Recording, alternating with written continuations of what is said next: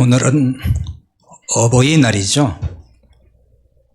어버이날이 됐는데 부모로서 행복감, 부모로서 보람을 느끼고 좀 행복하신가요? 자식 때문에 행복한가요?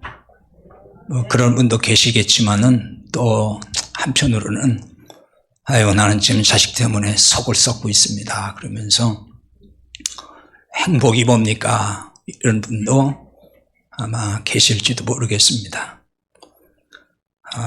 모든 사람은 행복해야 됩니다.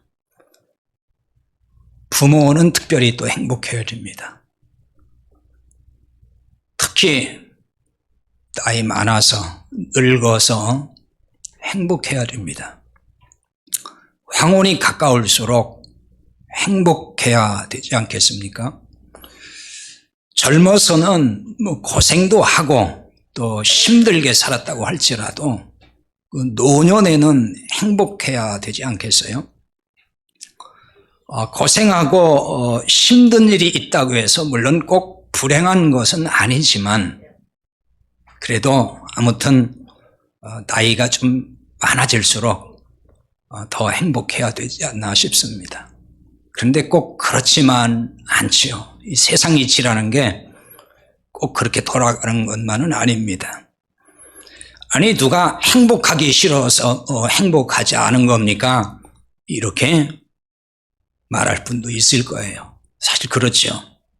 다 행복하고 행복하게 살고 싶고 자식 때문에도 행복하고 싶지만 그게 또 마음대로 뜻대로 안 되기 때문에 나이가 참 많이 먹고 이제 하나님 앞에 갈 날도 가까운 것 같은데 여전히 마음 편하지 않고 마음 끓이면서 속 끓이면서 그렇게 사는 거 아니겠습니까? 하지만 어떤 상황일지라도 그리스도인이라 그러면은 나이가 좀 많아도 행복해야 되지 않을까요?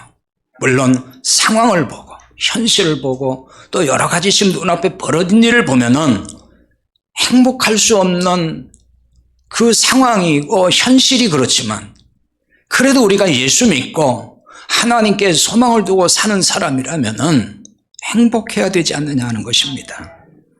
사실 예수 믿고 산다는 것은 이 땅에 사는 동안에도 행복해야 되는 거 아니겠어요? 물론 이제 그 행복이라고 하는 내용에 들어가서는 무엇으로 행복한 거냐는 세상 사람과 분명히 다릅니다.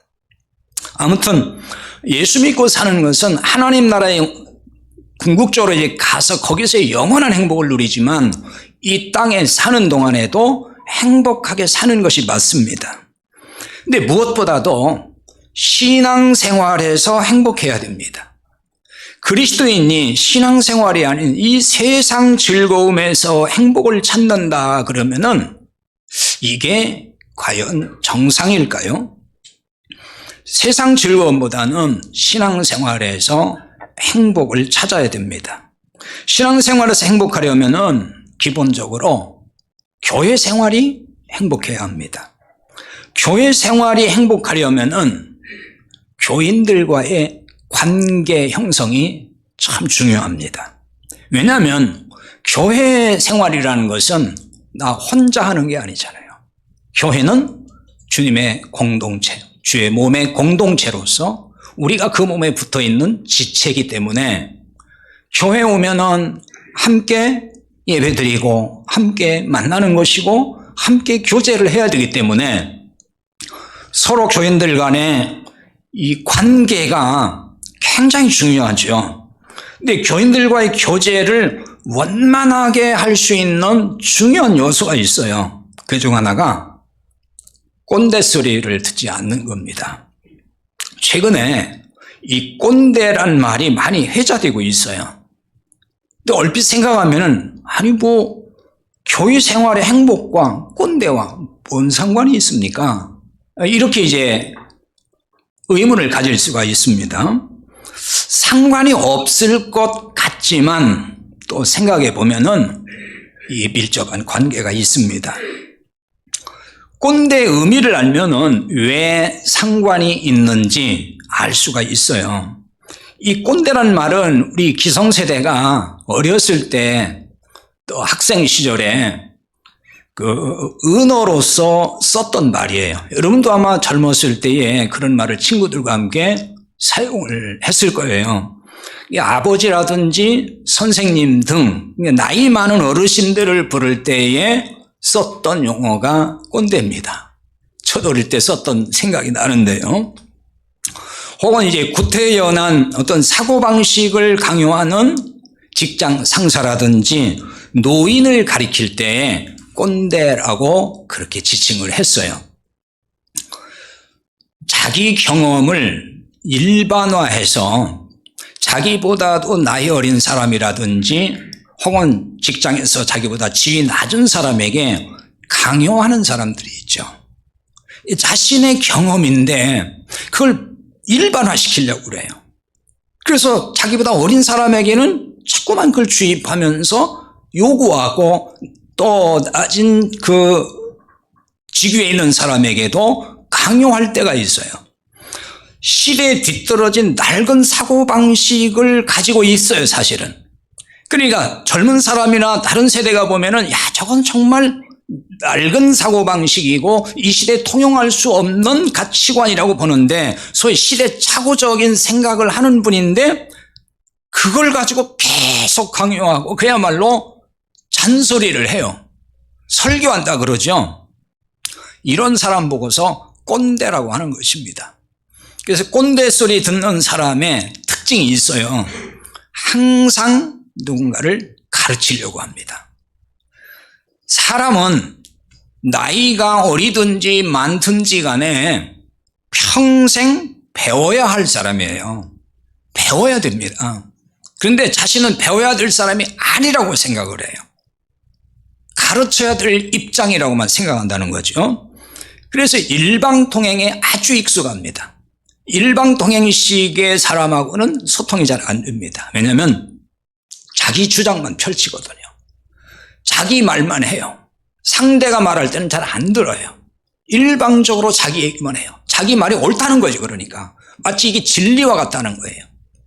그게 소통하기가 어려워요. 젊은 사람들은 거기에 굉장히 답답함을 느끼고 이 벽을 보고 마주 섰다는 생각을 갖는다는 거예요. 그래서 이런 분들은 자기 안에 갇혀 있어요. 자기 세계 속에 그냥 갇혀 있는 거예요. 자기 생각에 절대화에 빠져 있어서 아주 편협하다는 거죠. 그 삶의 다양성이라는 게 있는데 그거 무시해버려요. 그리고 하나만 알아요. 그리고 그게 얘기만 하는 거죠. 하나만 아니까. 교회에서 이런 태도를 보이면은 꼰대 소리를 들을 수 있습니다. 그러면 교인들에게 존중받지를 못해요.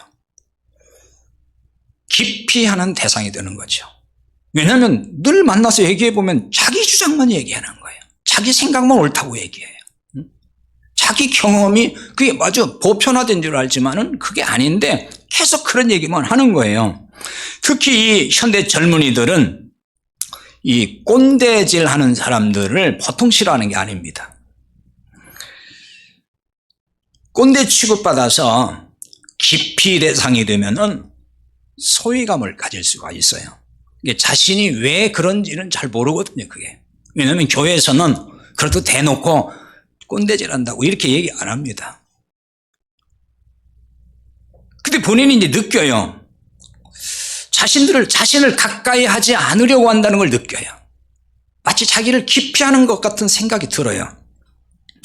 그러면 이제 한쪽에 우울하기도 하고 또 기분도 나쁘고 어떤 때는 불쾌하기도 하고 여러 가지 복잡한 생각이 들죠. 아니 내가 뭐 잘못한 것도 없는데 왜 그러지? 이런 생각 드는 거예요. 이게 자기를 지금 모르는 거죠. 왜 사람들이 본인을 기피하고 싫어하는지 이거 잘 모른단 말이에요. 그러니까 이제 심하면은 교회 가기가 싫어지고 교회 생활이 재미가 없는 거예요. 이렇게 되면 이제 교회 생활이 행복할 수가 없어요. 저는 이런 점에서 오늘 어버이 주일이라고 해서 한국의 대부분 교회가 다 지키지 않습니까? 그러니까 이런 날은 어떤 설교를 해야 돼요, 보통? 효도해야 된다. 어른을 잘 공경해야 된다. 뭐 그래야 복 받는다. 뭐 이런 설교를 좀 해야만이 다 듣는 사람도 그 때에 맞는 설교, 어버이 주니까 당연히 그런 설교 하겠지 하고 그런 기대를 한단 말이에요. 근데 자 보세요. 여러분 지금 옆에 보시라고요. 젊은 사람이 누가 있나? 효도해야 된다는 얘기를 들어야 될 사람이 지금 몇 사람이나 되냐고요. 응?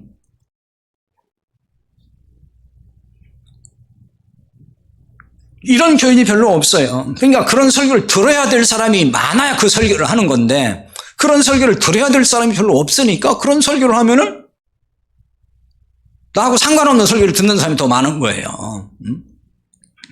그래서 차라리 연세 드신 교인들이 노년에 행복하게 사는 길이 뭘까 이런 생각을 해보면서 그래서 말씀으로 노년을 행복하게 사는 길을 안내해 드리는 것이 이게 훨씬 더 좋겠다 이런 생각을 한 거예요. 그러니까 혹시 뭐 어버이 주일 1년에 한 번 있는 건데 그때만이라도 좀 효도 좀 하라고 이런 설교도 하고 어른들 잘 공경하라고 이런 설교도 하시지 이쪽에 또 뭐 제목조차 이게 이상하게 무슨 꼰대 뭐 이런 소리나 하고 있냐고 너무 섭섭하게 생각하지 마시기 바랍니다. 연세 드신 교인들이요 행복하게 사는 길 중에 하나가 뭐냐면은 꼰대 소리 듣지 않는 거예요. 그래야 행복해요. 꼰대 소리만 듣지 아니해도 존중받거든요. 사람이 존중받아 행복한 거 아니겠어요? 존경을 받아요. 가까이는 자식에게서도 그래야 존중받아요.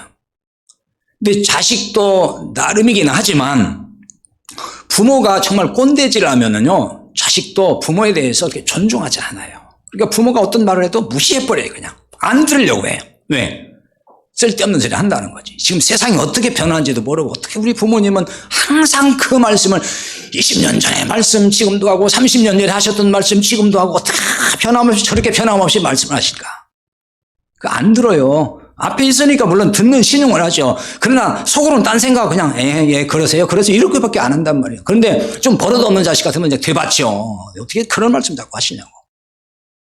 그래서 이게 부모가 꼰대질 한다고 자식이 생각을 하게 되고 그 느끼면은 이게 참 부모 자식 간에도 상당히 냉랭한 기류가 흐를 수밖에 없어요.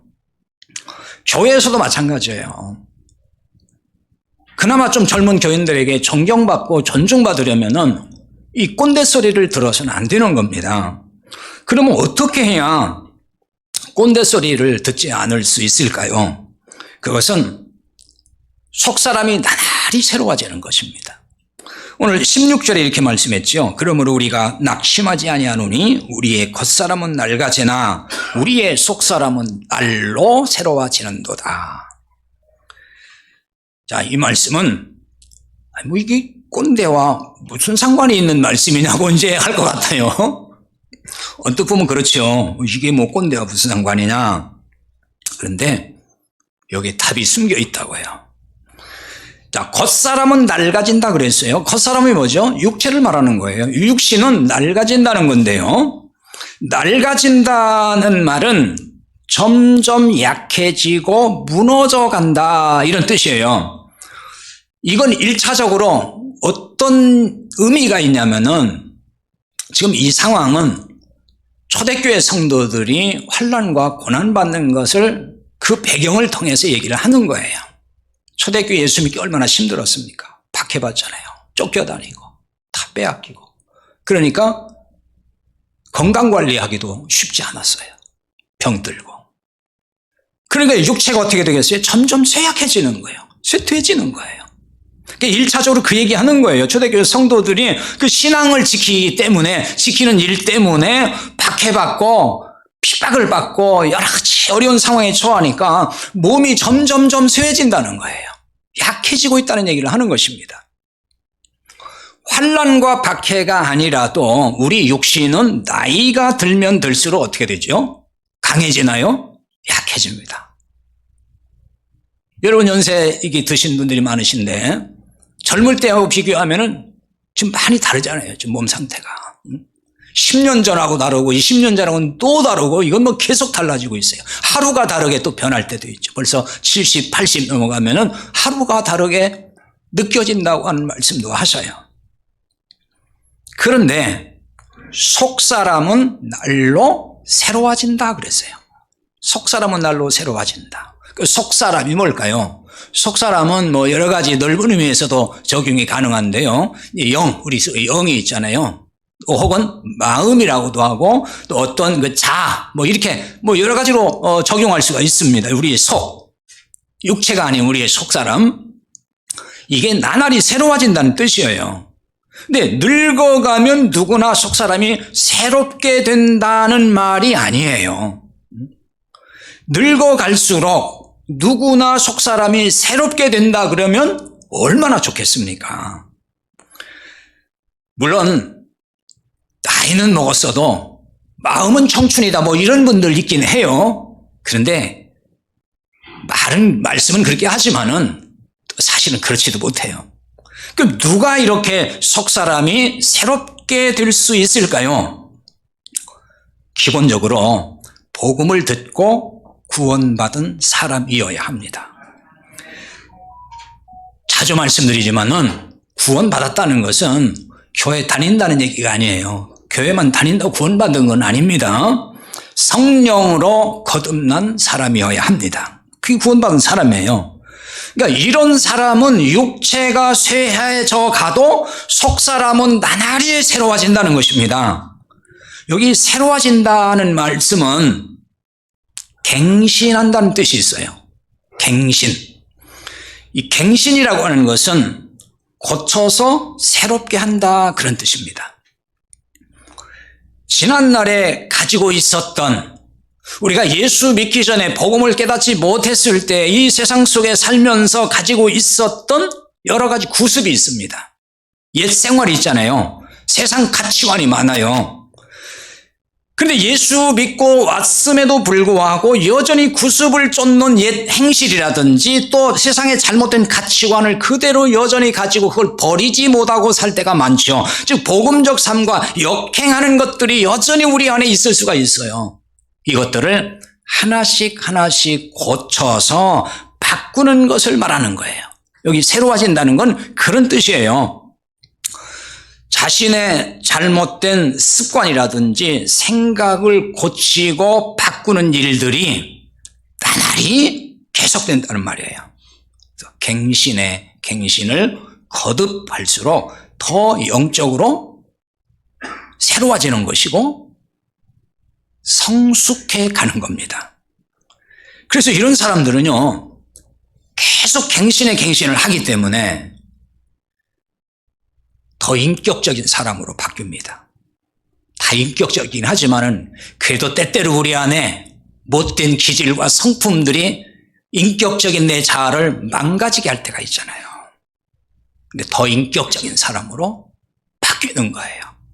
그리고 전에는 내가 이기적이어서 나만 알고 나를 위해서 살았다면은 이제는 이타적인 사람, 다른 사람도 생각할 줄 알고 남의 입장도 생각할 줄 알고 도와줄 줄도 알고 그래서 배려할 줄도 알고 말 한마디를 하더라도 상대의 형편을 보면서 배려하는 말을 해요. 그래서 소통을 잘할 수 있는 사람이 된다는 것입니다. 이런 변화들이 나날이 계속되는 거예요. 그런데 여러분 여기서 새로워진다는 말은 원문에서 이게 수동태로 되어 있어요. 능동태는 내가 스스로 하는 거잖아요. 수동태는 어떤 걸 통해서 되는 거예요. 다시 말하면 이게 스스로 자신을 새롭게 하는 게 아니라는 거예요. 누군가가 새로워지게 해준다는 거예요. 그 누가 우리를 새로워지게 할까요? 우리 속에 계신 성령님인 거예요. 구원받은 사람은 성령이 임하잖아요. 그리고 그 성령님이 우리 안에서 나를 자꾸 새롭게 되도록 일하신다는 말이에요. 사실 우리 힘으로 우리를 변화시킬 수가 있을까요? 없어요.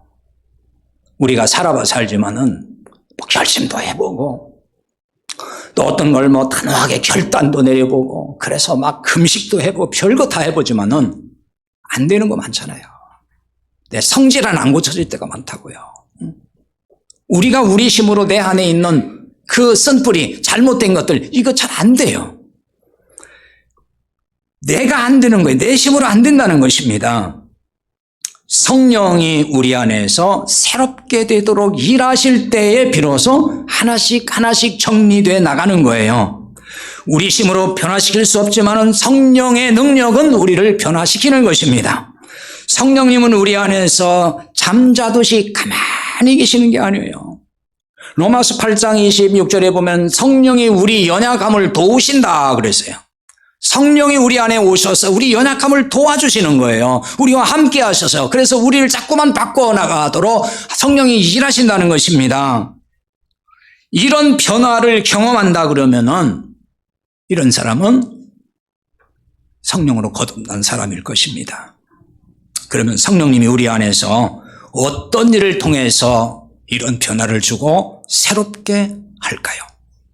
로마서 15장 13절에 보면은 소망의 하나님이 모든 기쁨과 평강을 믿음 안에서 너희에게 충만하게 하사 성령의 능력으로 소망이 넘치게 하시기를 원하노라. 이렇게 말씀해요. 성령의 능력으로 소망이 넘친다는 것입니다.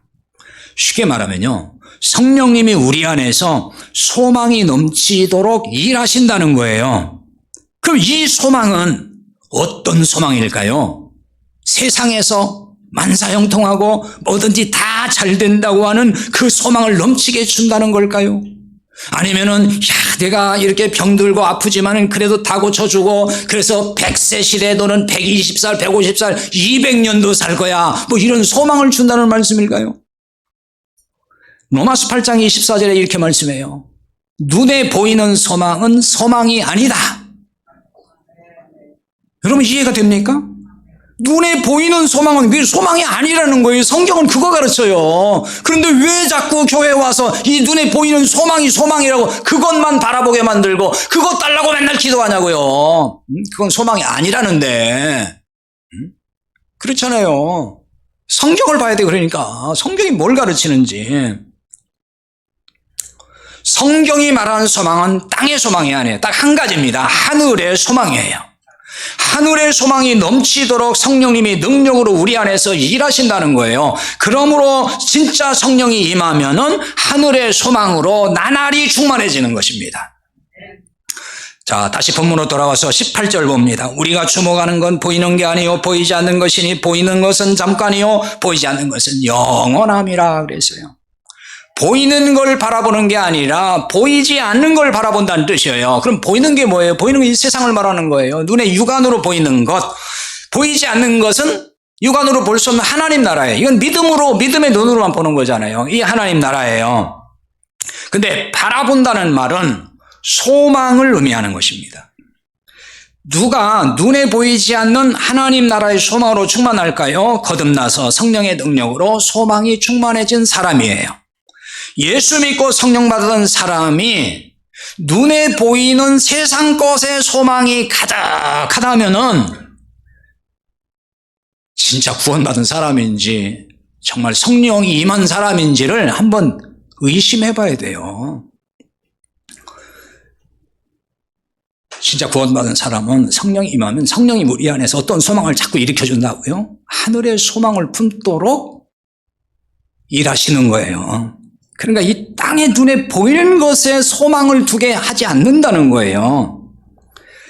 그런데 땅의 것으로 소망이 충만한데 땅의 것에 모든 소망을 걸고 있는데 간혹 보면은 성령 충만 받았다고 말하는 사람들이 있어요. 성령 충만 운운하는 사람들인데 보니까 맨 땅의 것에 다 시선이 고정되어 있어요.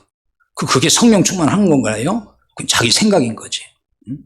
성령 충만하면 절대로 땅의 것에 시선을 고정해서 이게 소망이다 이렇게 말하지 않습니다. 세상에서도 나름대로 어떤 소망으로 충만하면은 그 사람이 새로워져요. 뭔가 변화가 있다는 거죠. 어떤 70대 중반에 할아버지가 이제 혼자 돼가지고 살고 있어요. 근데 어느 날 애인이 생겼습니다.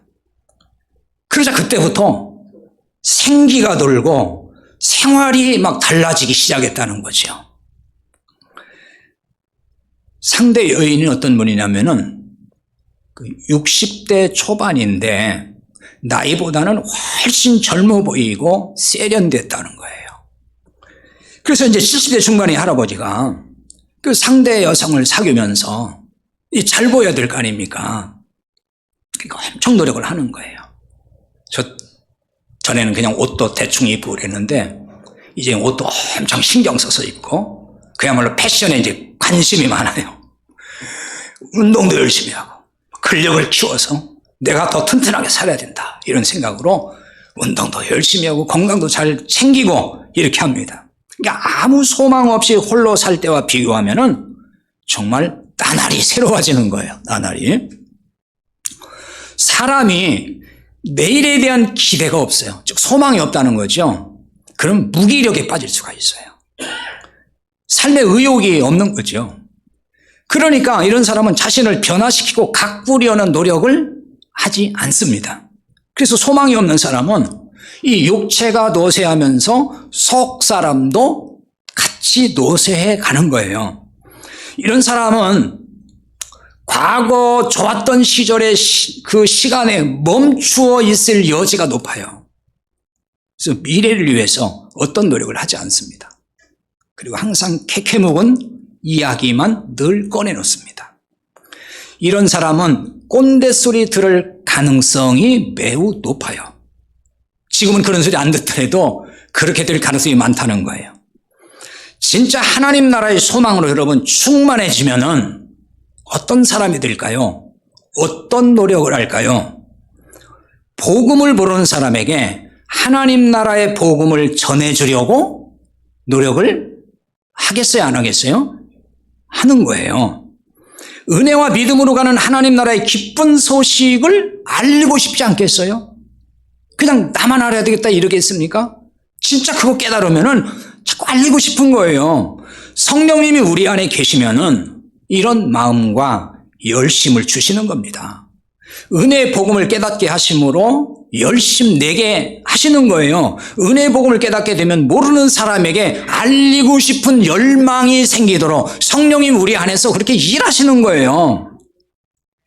하나님 나라의 소망이 생기면은 복음을 위해 사는 것을 그래서 당연시해요. 그걸 이렇게 특별하게 생각하지 않는다는 거예요. 당연하게 생각해요. 이렇게 사는 사람은요, 자기 발전을 위해서도 더 노력을 할 것입니다. 왜냐면요, 시대가 지금 얼마나 빨리 변합니까? 이 시대의 흐름을 읽지 못하면은 복음을 효과적으로 전하기가 아주 어렵습니다.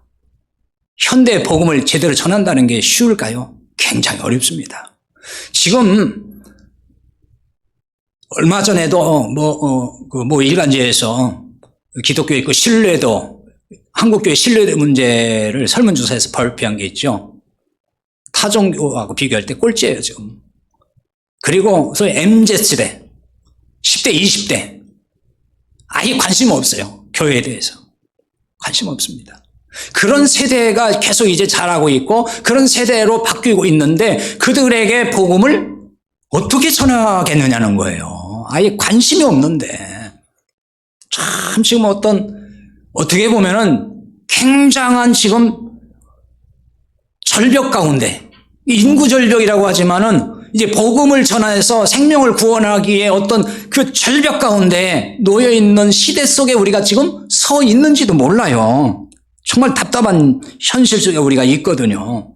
그러니까 이 시대의 흐름을 읽어내는 그런 이제 분별력과 능력이 없이 복음을 전한다는 것은 참 어렵다는 거예요. 그만큼 어렵다는 것입니다.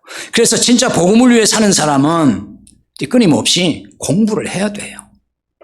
나이 불문하고 공부 계속 해야 되는 거예요. 그러니까 성경 공부도 계속 해야 돼요. 그냥 옛날 내가 주일학교 때 다니면서 배웠던 그거 가지고 나 다 알아 이렇게 하면 안 되는 거예요, 이제는. 성경 스토리 한다고 해서 아는 게 아니에요. 이 속에 담겨있는 복음, 생명이 뭐냐, 이것들을 자꾸 봐야 되는 거예요. 그래서 그것들을 알려주고 사람들에게 가르쳐 줄 수 있는 사람으로 자꾸 성장해 가야 되는 것입니다. 그러면서 동시에 이 세상 변화를 알아갈 수 있도록 공부를 해야 됩니다. 사람들과 소통을 잘할 수 있도록 다양한 노력, 우리 그리스도인들에게 필요한 거예요. 나이가 많아도 해야 돼요. 물론 우리 교회 성도들 열심히 연세가 많은데도 책도 많이 보고 나름대로 공부하고 이런 분들 계셔요. 그런데 또 그렇지 않은 분도 또 많이 있죠, 사실은. 그러니까 뭔가 이제는 계속 연구를 하고 노력을 해야만이 그게 사실 여러분을 점점 더 행복하게 사는 길로 이끌어 가는 것입니다. 복음을 전하려면 기본적으로 사람들과 소통을 잘해야 되잖아요. 꼰대 소리 들어서는 복음을 잘 전할 수가 없어요. 왜냐하면 소통이 안 돼요. 꼰대질하는 사람의 말을 누가 귀담아 듣겠습니까? 안 듣습니다. 젊은이들이 교회를 기피하고 떠난 이유 중에 하나가 뭔지 아십니까? 꼰대질하는 교인이 많다는 거예요. 교회 가면은. 젊은 사람들이 공통적으로 하는 얘기예요. 교회 가면 정말 대화가 안 된대요. 어른들하고. 젊은 사람들이 그 얘기를 많이 해요. 그런데 교회는 정작 우리 기성세대에서는 자신이 꼰대라는 사실을 모르는 꼰대가 너무 많다는 거예요. 젊은 사람들은 다 꼰대로 보이는데 정작 자기들은 아니라고 생각을 해요. 이게 문제라는 거예요. 이런 얘기를 참 많이 하죠. 내가 젊었을 때는 이렇지 않았다. 젊었을 때 자기 신앙생활에 어떤 무용담 같은 얘기를 해요. 그래서 훈계하듯이 그냥 자랑을 스스럼 없이 하는 거죠. 내가 너만 했을 때 청년 때는 젊은 시절에는 물불 가리지 않고 충성했다. 교회 살다시피 했다. 금식을 이렇게 했고 밤새도록 철야기도를 이렇게 했고 이런 얘기들을 막 늘어놓는단 말이에요.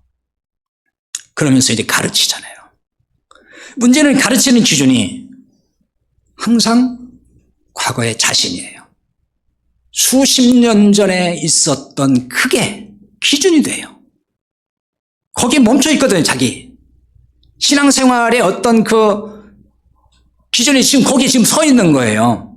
그러니까 시대 변화의 흐름을 전혀 읽지 못하고 또 요즘 사람들이 젊은 사람이 무슨 생각을 하고 있는지에 대해서는 전혀 간파하지 못하고 그냥 수십 년 전의 일을 기준으로 해서 말을 한다는 거죠. 그래서 만날 때마다 지난번에 했던 얘기 또 하고 지난번에 했던 얘기 또 하고 그래야 한단 말이에요. 여러분 잘 못 느끼죠? 저도 어떤 데는 느낄 때가 있어요. 연세 많으신 분들 이렇게 보면은 만날 때마다 하는 말씀이 있어요. 만날 때마다. 근데 모르시는 것 같아요. 그거를. 다 있는 거죠. 한 달 전에 그 얘기 했는데 다 잊어버리는 거예요. 그러니까 또 다음 만나면 또 그 얘기를 해요. 그걸 참 싫어해요, 사람들이. 물론 젊은 사람이 그 입장을 이해하면 참 좋겠지만은 어디 젊은 사람이 그 입장을 다 이해하는 사람이 몇 명이나 되겠냐고요. 자, 이렇게 보면은 꼰대 없는 교회가 있을까요? 꼰대 없는 교회는 없을 것 같다는 생각이 들어요. 그러니까 젊은 사람이 볼 때 그러는 거죠. 우리 기성세대가 볼 때는 무슨 소리야, 무슨 교회 꼰대가 있어, 이런 생각이 들 수 있어요.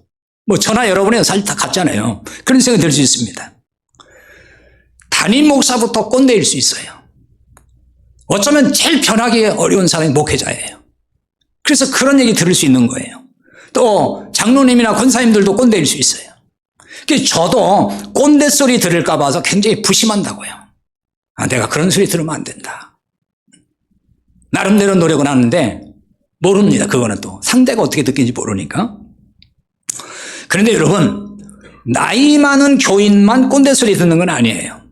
요즘에는 청년 꼰대도 많다 그래요. 젊은 꼰대가 많은 거예요. 어쩌면 청년 꼰대, 젊은 꼰대가 더 문제인지도 몰라요. 꼰대 소리 듣지 않으려면은 내려놓을 게 많습니다.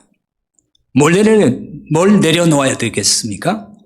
우리가 교회에서 쌓은 과거의 경력 내려놓아야 됩니다.